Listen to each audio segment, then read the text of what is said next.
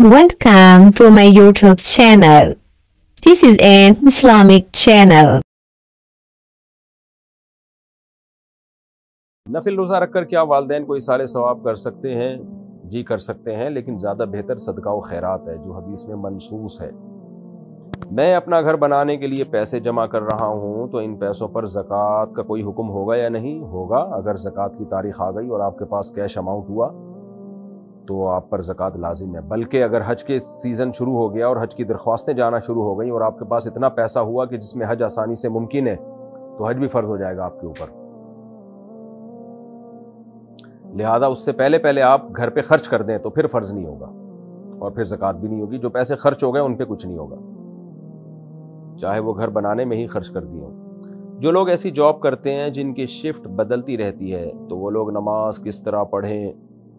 मसलन ज़ोहर की नमाज 11:30 पर पढ़ सकते हैं या नहीं? भाई साहब, नमाज अपने टाइम पे ही होगी। 11:30 पे अगर ज़वाल का वक्त ख़त्म हो जाता है तो ठीक है, नॉर्मली तो 11:30 पे ज़वाल का वक्त ख़त्म नहीं होता, तो शिफ्ट बदलने से नमाज माफ़ नहीं होती। हर कीमत पे आपको नमाज पढ़नी पड़ेगी, किसी सूरत में भी नमाज क़ज़ा करने की इजाज़त नहीं है। पुराने इस्लामी कैलेंडर का क्या करना चाहिए? पुराने इस्लामी कैलेंडर्स का कुछ भी नहीं करना चाहिए। इस्लामी कैलेंडर पुराना होता ही नहीं है, साल तो तब्दील होता रहता है, तो 100 साल के कैलेंडर बनते हैं। चाहे इस्लामी कैलेंडर हो या शमसी कैलेंडर हो, कैलेंडर होता है। बाकी ये कि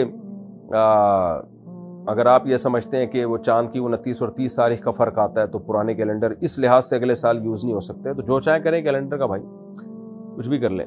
कैलेंडर को सिलेंडर में जला दें, ये भी ठीक है। दरगाह पर मन्नत मांगना सही है या नहीं? हराम है भाई, हराम, कबीरा गुनाह है। हसन दहली से, क्या दवाई से वजू टूट जाता है? दवाई से वजू नहीं टूटता। ज़हीरुद्दीन कलकत्ता से, क्या लेटने से वजू टूट जाता है? लेट कर अगर आंख लग गई तो वजू टूट जाएगा, अगर आंख नहीं लगी है तो सिर्फ लेटने से वजू नहीं टूटता। लोग कफन पर ज़ाफ़रान से कलमा शहादत लिखते हैं, क्या ये ठीक है? नहीं, ये मुनासिब अमल नहीं है, सुन्नत से साबित नहीं है। तो जितना हमें सुन्नत से मैयत के जो भी लवाज़िमात और जो भी उस मौके पे किया जाता है, जितना कुरान और सुन्नत से साबित है, उसमें अपनी तरफ से कोई एडिशन नहीं करनी चाहिए। इस्लाम सादा मज़हब है तो उसको सादा ही रखना चाहिए।